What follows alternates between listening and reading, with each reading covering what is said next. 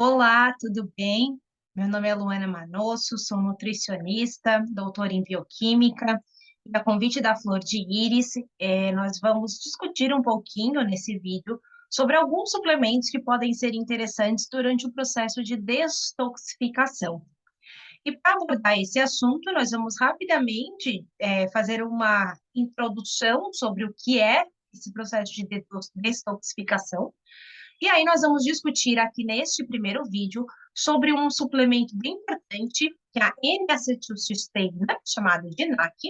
E depois nós vamos falar mais rapidamente sobre alguns aspectos da espirulina. Começando então com uma rápida introdução, quando a gente pensa em fígado, em funcionamento hepático, né, esse fígado ele vai ser importante para várias funções fisiológicas do meu corpo. Então, ele é super importante, por exemplo, para o metabolismo de macronutrientes, né? Então, pós-refeição, esse fígado, ele trabalha muito para metabolizar o que a gente ingere, né? E conseguir aí, né, formar energia através da alimentação, armazenar algumas substâncias, formar outras substâncias, né? Ele dá suporte para o sistema imunológico e sistema endócrino. É importante para a homeostase do colesterol e dos lipídios séricos, além de fazer este papel muito importante, que é o processo de detoxificação de xenobióticos e medicamentos. Quando nós falamos nesse processo de detoxificação, eu adoro trazer essa lâmina do Instituto Brasileiro de Nutrição Funcional, onde ele coloca de forma bem resumida e prática esse processo de detoxificação e o suporte nutricional necessário para esse processo de detoxificação. Então, quando a gente pensa em xenobióticos, esses xenobióticos incluem medicamentos, pesticidas e outros agrotóxicos, aditivos alimentares, metal pesado, poluente ambiental, medicamento. Tudo isso é considerado um xenobiótico, algo que meu corpo não reconhece como sendo dele. Eu preciso metabolizar esse xenobiótico. Só que o que acontece? A maior parte desses xenobióticos, eles são lipossolúveis, né? Se são lipossolúveis, eles são não polares, e eu não consigo eliminar ele desta forma, com facilidade. Então, preciso passar por um processo de detoxificação para tornar essa substância mais hidrossolúvel, mais polar. E aí, se eu torno ela mais hidrossolúvel e mais polar, eu consigo fazer o processo de eliminação desse xenobiótico. Então, o objetivo da detoxificação é essa: tornar algo lipossolúvel e mais hidrossolúvel para eu conseguir eliminar do meu corpo. E aí, este processo, a gente tem a maior parte acontecendo no fígado, tanto a fase 1 quanto a fase 2 de detoxificação. Que são essas fases? Na fase 1, eu já pego esse composto lipossolúvel e vou transformar este composto hidrossolúvel em um composto mais, ele parte de lipossolúvel, eu vou transformar ele num composto mais hidrossolúvel já na fase 1. Essa fase 1 ela é catalisada em especial por enzimas da família da citocromo P450. Tem outras famílias importantes, mas essa aqui atua em maior quantidade. Tá? Qual que é o problema? O problema é que se eu paro nessa fase 1, este composto mais hidrossolúvel, ele também é mais reativo. E aí, se eu faço só a fase 1 de detox, eu acabo gerando muito mais espécies reativas de oxigênio, gero radicais livres e vou gerar esse estresse oxidativo. Então, se eu começo o processo de detoxificação e paro na fase 1, vai ser até muitas vezes pior do que se eu nem tivesse começado o processo de detoxificação. Então, um ponto bem importante é que quando eu penso em detox, eu preciso começar pensando em fase 1, obviamente, mas eu preciso dar continuidade para a fase 2, porque senão o paciente pode piorar. E aí, nessa fase 2, né, o que vai acontecer é uma conjugação desses compostos, que agora já estão mais hidrossolúveis, para que eu consiga seguir para a fase 3, que é de eliminação. Então, na fase 2, eu vou ter processos, por exemplo, de acetilação, de metilação, de glicoronização, entre outras reações enzimáticas, que vão conjugar este xenobiótico mais hidrossolúvel com alguma outra coisa, tá?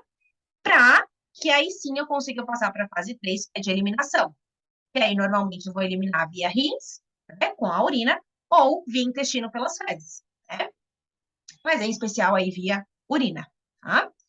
E aí, tanto na fase 1 quanto na fase 2, e quanto nesse intermediário, quando a gente pensa em, eu produzir uma espécie mais reativa e gerei mais estresse oxidativo, eu posso pensar em vários nutrientes que são importantes, né? E aí depois vocês podem olhar com calma esse material. Aqui nesse primeiro vídeo, nós vamos dar destaque, eu deixei aqui com a setinha para vocês, a uma substância que é a N-acetilcisteína, que vai participar em especial dessa fase 2. Lembrando que se eu paro na fase 1, vai ser pior até do que se nem tivesse começado. Então, essa N-acetilcisteína vai dar suporte, nós vamos entender por quê, para que aconteça essa fase 2 de detoxificação. E para conseguir entender sobre essa N-acetilcisteína, eu preciso falar de uma das enzimas que estão nessa fase 2 de detoxificação, que é a glutationa S-transferase. O que essa enzima faz? Então, lembrando, o xenobiótico entra, vai passar por fase 1 de detox, formando um composto mais hiperreativo, mas que é mais hidrossolúvel. Uma das formas de eu conjugar esse composto é associar esse composto com a glutationa. Quem liga esse xenobiótico com a glutationa é a enzima glutationa S-transferase, formando, então, um conjugado do xenobiótico com a glutationa. Grave essa informação que a gente já vai evoluir ela, tá? Então, vamos começar agora a discutir sobre o que é essa N-acetilcisteína e onde que ela entra, essa glutationa, Luana. O que tem a ver com essa glutationa? A N-acetilcisteína, ela é um derivado sintético de um aminoácido chamado de cisteína. Então, cisteína é um dos aminoácidos que a gente tem no nosso corpo, e aí a N-acetilcisteína é uma forma acetilada deste aminoácido. Aqui a gente tem algumas informações importantes já a começar a pensar sobre essa N-acetilcisteína, e a primeira delas é que ela tem uma biodisponibilidade oral baixa. Então, menos de 5% da N-acetilcisteína que você dá, você absorve. Isso é importante a gente pensar em relação à dosagem. Por quê? Não adianta você dar uma dose muito baixa de NAC. Por quê? Porque você vai absorver muito pouco e não vai funcionar. Então, quando a gente fala em NAC, por conta dessa baixa biodisponibilidade, eu preciso de uma dose padrão daqui para cima. Em alguns casos, a gente vai ter que dar doses maiores, tá? Para ela começar a funcionar. E o que os estudos mostram? Né? Essa dose que a gente precisa dela em valores de dose de 600 miligramas de NAC. Então, com 600 miligramas de NAC, é o que normalmente a maior parte dos estudos usam por dose. E aí, dependendo do paciente, gente, uma dose já vai ser suficiente, que é o que eu trabalho na maior parte dos meus pacientes. Em alguns casos muito pontuais, que daí eu nem é para questão de detoxificação, seria uma pessoa, por exemplo, que está com muito muco, né? Uma pessoa que está com muito catarro, com as vias aéreas muito congestionadas, por exemplo, às vezes a gente trabalha com essa dose mais de uma vez ao dia. Tá? Então, em alguns casos, a gente trabalha com 600 miligramas 3 vezes ao dia. Pensando em processos mais de detoxificação hepática, 600 miligramas ao dia já é assim, ó, maravilhoso, mais do que suficiente, tá lindo. Menos do que isso, não, porque a gente absorve muito pouco. Então, só se você fosse injetar direto no sangue, né? E eu, como nutricionista, não posso fazer isso, né? Então, a gente trabalha com via oral, 600 miligramas por dose, tá? Essa N-acetilcisteína, ela tem uma ação antioxidante maravilhosa, a gente daqui a pouquinho vai discutir sobre ela, tá? Melhora a função mitocondrial, tem ação anti-inflamatória, tem ação mucolítica, que eu acabei de comentar, então se você é pai ou mãe, tem criança ou já teve criança pequena em casa, né? Com certeza alguma vez na vida você já usou algum medicamento à base de N-acetilcisteína, né? Para ajudar, né, nessa questão mucolítica e diminuir um pouco desse catarro durante essas fases gripais dessas crianças. E uma coisa que nem todo mundo sabe, mas que eu acho fantástica, é a ação cerebral dessa N-acetilcisteína. Eu utilizo muito na NAC pensando também em melhora de algumas questões cerebrais, e depois eu vou rapidamente comentar com vocês sobre isso. Tá? E aí, dentro da célula, quando essa N-acetilcisteína chega, boa parte dela é convertida, adivinha para quem? Para a glutationa, que a gente já comentou nesse vídeo. Então, parte das ações dessa N-acetilcisteína, do NAC, ela acontece por conta de você aumentar a síntese de glutationa. Por quê, gente? Porque a glutationa em si, ela é formada pela união de três aminoácidos. Então, eu vou juntar primeiro o glutamato com a cisteína, formando a gama-glutamil-cisteína, que depois vai se juntar com a glicina, formando o glutationa. Porém, desses três aminoácidos, gente, glutamato e glicina, dificilmente vai voltar para o corpo. Não falta. O corpo produz, né, muita quantidade desses dois aminoácidos. Já a cisteína, a depender da situação, pode faltar. O meu corpo consegue formar cisteína? Consegue. Mas dependendo da situação, ela é considerada um aminoácido limitante para a síntese da glutationa. Então, para quem eu mais preciso me preocupar quando eu penso em aumentar a glutationa, é com o aminoácido cisteína. Tá? Então, essa cisteína, né, na forma de NAC, ou a N-acetilcisteína, você dá na forma de NAC, esse NAC dentro da célula vai servir como a fonte de cisteína. Então, você dá a cisteína para se ligar com esse glutamato, primeiramente, para formar a gama-glutamilcisteína, que depois vai se juntar com a glicina para formar a glutationa. Porém, essa cisteína pode ser produzida no meu corpo? Pode. Desde que o ciclo de um carbono, a via da homocisteína, esteja funcionando de forma adequada. Então, quando a gente pensa no ciclo de um carbono, né, a gente tem lá a metionina lá em cima, essa metionina vai formar o SAMe, que é uma substância bem importante para o processo de metilação no nosso corpo. Esse SAMe, quando metila alguma substância, se transforma em S-adenosil-homocisteína, que forma homocisteína. Só que essa homocisteína em excesso gera vários problemas para o corpo, vai gerar alterações osteoarticulares, pode gerar doenças, aumentar risco de infarto, pode aumentar risco de Alzheimer, de Parkinson, de depressão. Então, eu preciso de várias vias no meu corpo para tentar equilibrar esses níveis de homocisteína. Então, a homocisteína ela pode ser remetilada de volta à metionina, mas eu também posso transformar essa homocisteína em cistationina e depois se transforma em cisteína. Então, eu posso ter síntese endógena de cisteína? Posso. Porém, quando o paciente tem alteração nesse ciclo de um carbono, quando ele não está funcionando com esse ciclo de um carbono de forma adequada, aí para esse funcionamento, esse ciclo de um carbono, eu preciso de vários nutrientes, várias vitaminas do complexo B, preciso de zinco, né? Preciso da própria metionina, preciso de ômega 3, então eu preciso de vários nutrientes nesse ciclo de um carbono. A gente tem essa importância de suplementar uma fonte de cisteína, e aí das fontes de cisteína que a gente tem, eu até poderia suplementar a N-cisteína, mas na forma de NAC, de N-acetilcisteína, a gente tende a ter mais estudos e mais comprovação científica, tá? Essa cisteína está no corpo, então, como a gente já comentou, vai se ligar, né, com o glutamato, formando a glutamil-cisteína, que depois se junta com a glicina, formando glutationa. Né? E aí, essa glutationa, né, ela vai servir para várias questões no meu corpo, incluindo servir de substrato para a glutationa S-transferase para fazer processo de destoxificação hepática, conjugar com xenobiótico para fazer a eliminação desse xenobiótico. Eu queria trazer um dos exemplos, que a cisteína é mais estudada, que é justamente para detoxificação de um medicamento muito usado, né, na população, que é o acetaminofeno, né, conhecido como paracetamol, que aqui no slide é esse APAP, tá? Acetaminofeno. Esse medicamento, né, medicamento sempre xenobiótico, vai para o fígado, vai fazer fase 1 de detoxificação. Essa fase 1 transforma essa medicação nesse NAPQI do slide, tá? Que é a sigla para N-acetil benzoquinona imino. Então, é o metabólito da fase 1 de detoxificação. Só que lembra a fase 1 de detoxificação, gera composto que é mais hiperreativo. Então, se eu tiver muito dessa substância no corpo, eu vou gerar mais estresse oxidativo, mais disfunção de mitocôndria, gero estímulo de vias de sinalização que combinam com morte celular do hepatócito, estão gerando um problemão para o fígado e hepatotoxicidade.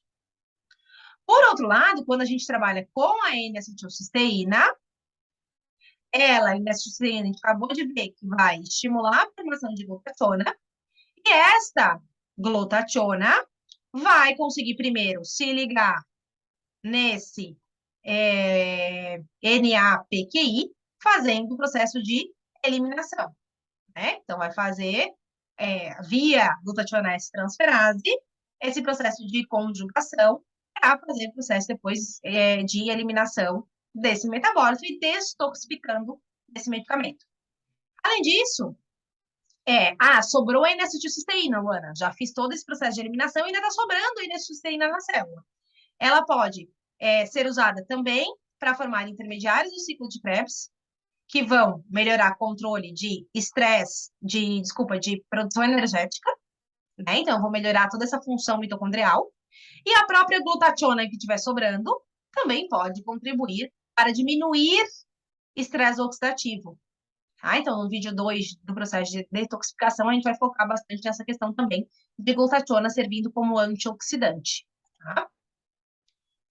Se você pega um paciente, por exemplo, que está usando muito esse medicamento, né? Só usa paracetamol com muita frequência. Você tem que entender que ele está com depleção de glutationa, porque o meu corpo vai tentar metabolizar a medicação, né? Antes de gerar problema, né? Meu corpo não é tão tanso assim. Só que ao metabolizar a medicação, eu conjugo a glutationa junto e ela vai embora junto. Então, esses pacientes tendem a ter depressão de glutationa. E aí, se eu tendo a ter muita depressão de glutationa por muito tempo, isso vai gerando, estresse oxidativo, vai gerando alteração de mitocôndria, né? Vai gerando morte de hepatócito e vai gerando hepatotoxicidade. Tá? Então, eu preciso pensar nesses pacientes que usam muito essa medicação, em aumentar síntese endógena de glutationa, para isso justamente não acontecer. E a forma mais fácil de aumentar a síntese endógena de glutationa é trabalhando com a N-acetilcisteína.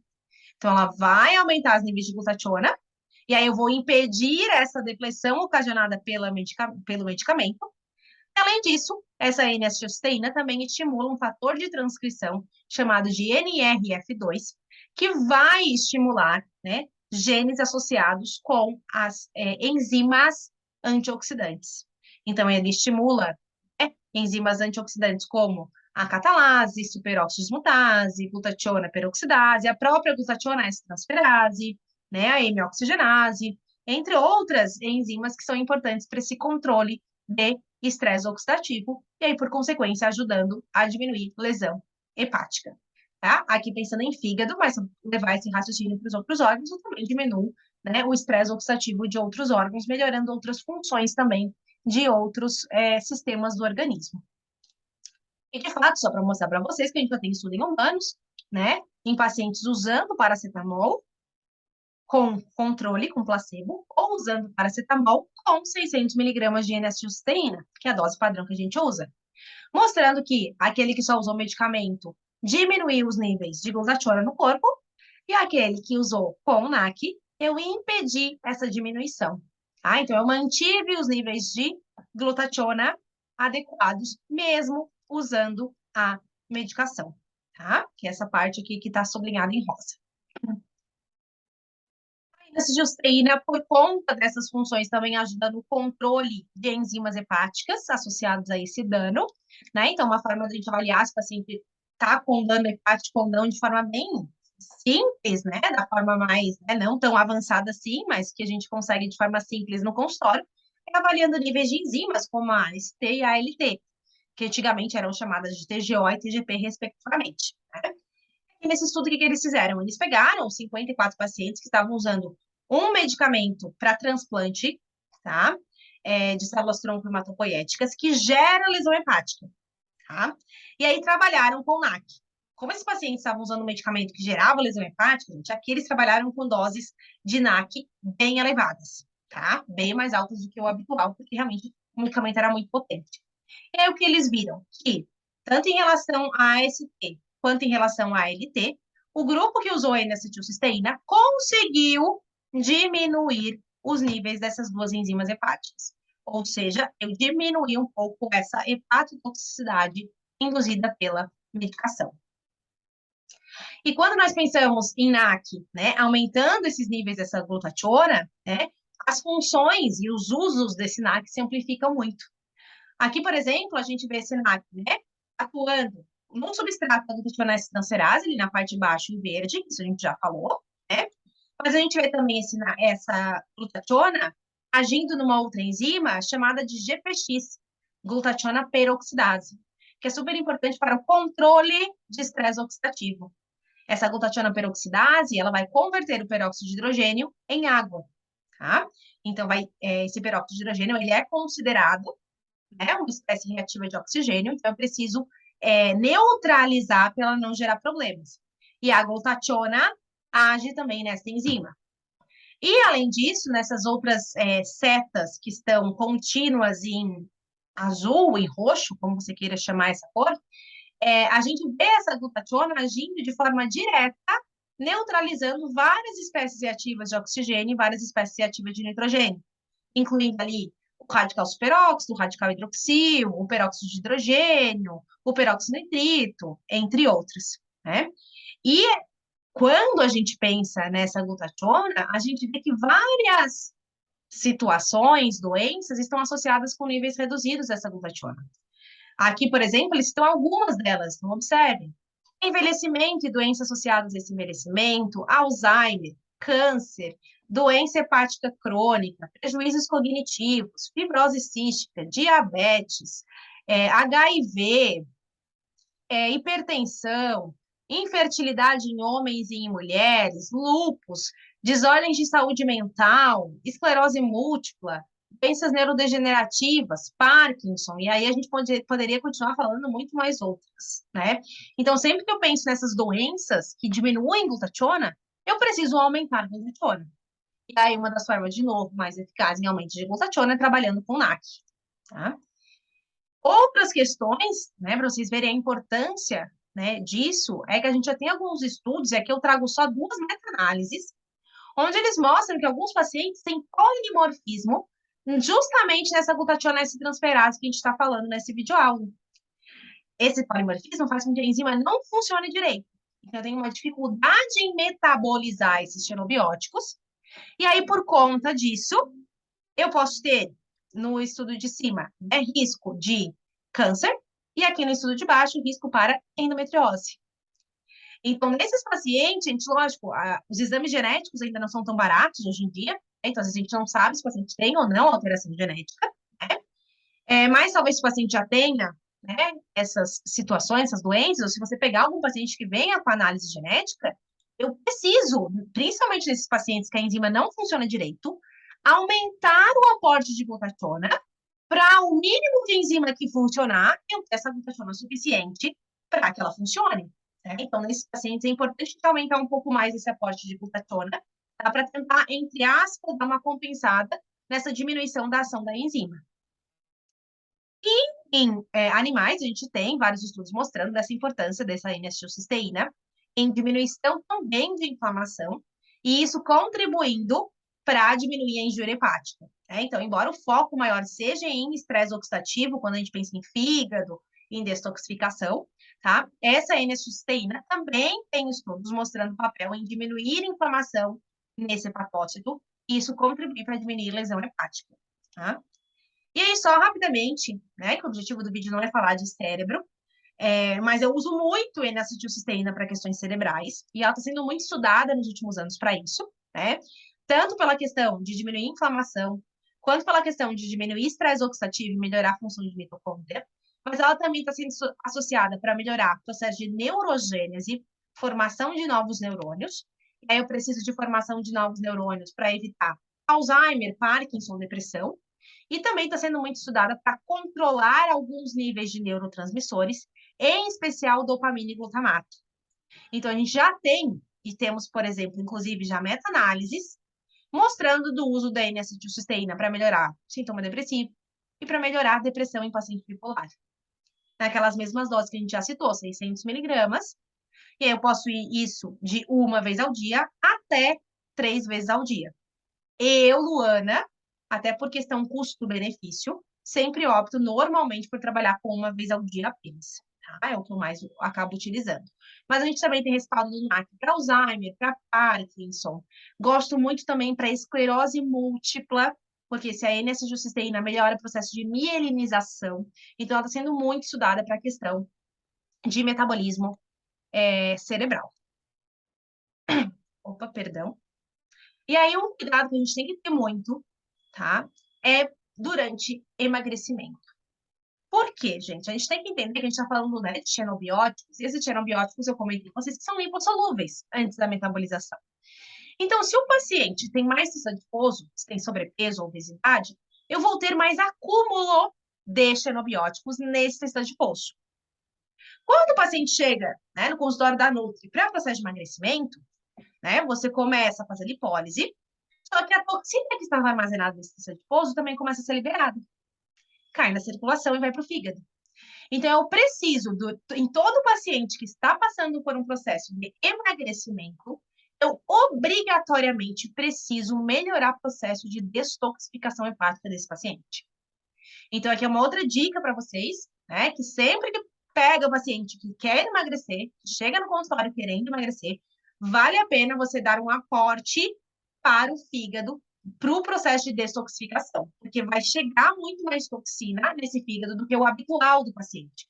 Fora o que ele já ingere de toxina dia a dia, que isso já chega para o fígado, vai chegar o que está saindo do tecido adiposo, tá? Então, eu preciso melhorar o processo de detoxificação hepática, e aí a gente acabou de falar do papel espetacular da glutationa, tá?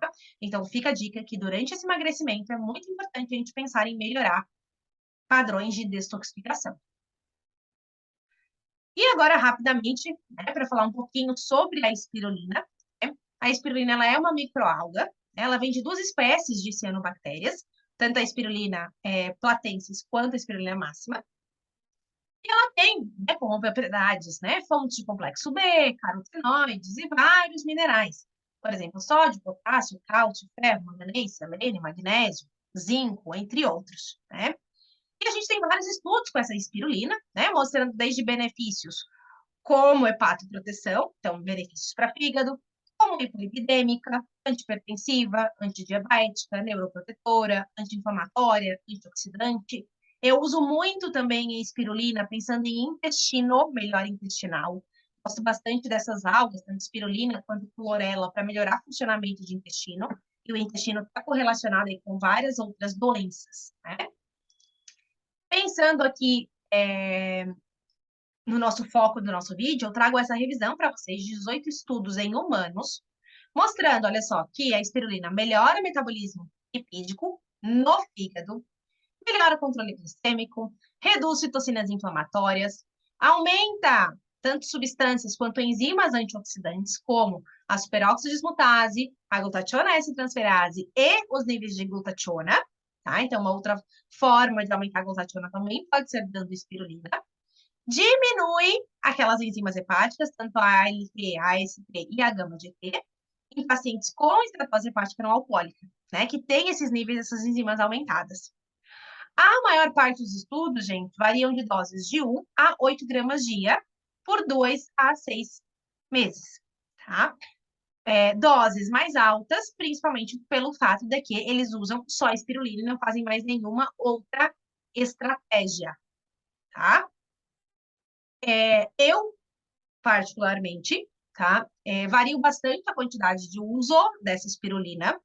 Às vezes eu trabalho só com ela isolada, e aí eu trabalho com doses um pouquinho mais altas, 2 gramas dia. É difícil passar de 2, particularmente, tá? Porque senão acho que dá muito volume, aumenta muito o preço, e particularmente eu acho que não tenha tanta necessidade quando a gente pensa também numa dieta ajustada. Mas ela é segura para trabalhar com doses maiores. Ai, Luana, eu costumo trabalhar com doses maiores. Não tem problema, ela é segura. Mas muitas vezes, gente, eu trabalho com doses bem baixinhas dessa espirulina. Por quê? Porque eu quero dar só um aportezinho a mais dentro de um contexto de alimentação, de outros suplementos que eu já estou dando. Né? Então, às vezes, eu gosto de produtos que tenha uma dose baixa de espirulina, né? Mas que dentro do conjunto, dentro do sinergismo, já pode ajudar, tá? Então, às vezes, mesmo dose baixa, se você pensar em associação de estratégias, já pode ajudar. Agora, não adianta você trabalhar com uma dose baixa de espirulina só ela e não modular a dieta, e não trabalhar com outros suplementos, tá? Então, dose baixa sempre com outras condutas associadas. E aí, só para mostrar para vocês, a gente já tem vários estudos pré-clínicos avaliando o mecanismo de ação e mostrando que essa espirulina, pensando em fígado, consegue, em especial, modular estresse oxidativo, né? Então, tem ação antioxidante, e modular enzimas, como a glutationa peroxidase e a glutationa S-transferase. Então, a gente tem o envolvimento dessa espirulina nesse sistema da glutationa, o que poderia potencializar, por exemplo, o efeito de uma N-acetilcisteína junto, tá? E temos estudos associativos, por exemplo, esse estudo associou a espirulina com vitamina C, foi um estudo em animais, tá? Onde eles viram, né, deram para esses animais a cisplatina, que induz hepatotoxicidade, tá? Então, esse medicamento aumentou a enzima hepática, aumentou a peroxidação lipídica, diminuiu enzimas antioxidantes, tá? Então, induz hepatotoxicidade. E aí, o grupo que recebeu espirulina com vitamina C impediu mais esses efeitos do que o grupo tratado com espirulina isolada ou do que o grupo tratado com vitamina C isolada. Todos os três grupos, só vitamina C, só espirulina e vitamina C com espirulina, melhorou. Mas quando eu associo condutas, eu melhoro ainda mais. Tá? Então, no meu consultório, gente, eu nunca trabalho com um único suplemento isolado. Ah, eu vou dar isso só isolado. Porque realmente eu acredito nesse sinergismo entre condutas. Então, vale a pena você pensar nesse sinergismo e trabalhar com produtos, tá? Que pensem nesse sinergismo e nessas associações de condutas. Eu acho que isso vale bastante a pena. E por fim, a gente já tem estudos mostrando também que a espirulina consegue modular, olha que interessante, a microbiota intestinal, influenciando o sistema imunológico do intestino, isso impactando inflamação e estresse oxidativo já no fígado. Então, quando a gente melhora o funcionamento intestinal, a gente sabe que isso reflete em vários tecidos. Nesse estudo, ele avaliou na questão hepática, então esse eixo intestino-fígado, mas a gente tem esse eixo do intestino com vários outros órgãos, como, por exemplo, intestino e cérebro. E aí, de fato, a gente já tem estudos, por exemplo, usando espirulina, melhorando memória em mulheres, né? Então, a gente tem essa associação de condutas, né? Então, como resumo desse nosso primeiro vídeo, a gente viu que tanto NAC quanto espirulina são importantes para esse funcionamento hepático, em especial para o processo de detoxificação, principalmente por focar na questão antioxidante, embora não seja o único ponto.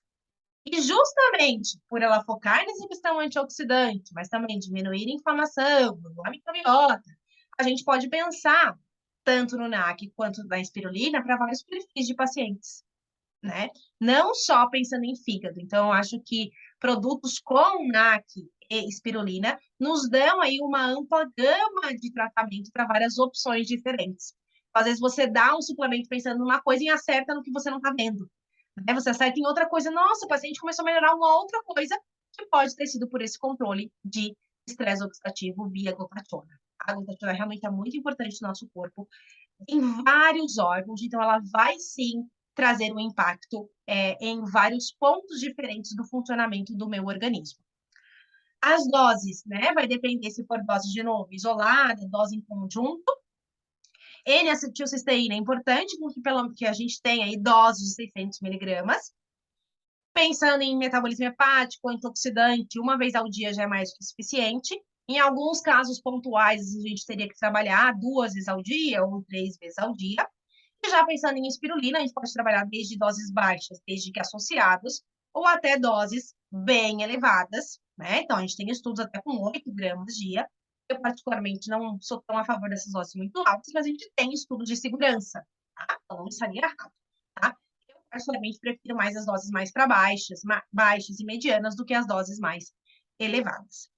Espero ter trazido um pouco de conhecimento para vocês, que vocês tenham que eu tenha gostado um pouco dessa vontade de vocês avaliarem esse efeito do NAC da espirulina no consultório. E até uma próxima. Muito obrigada.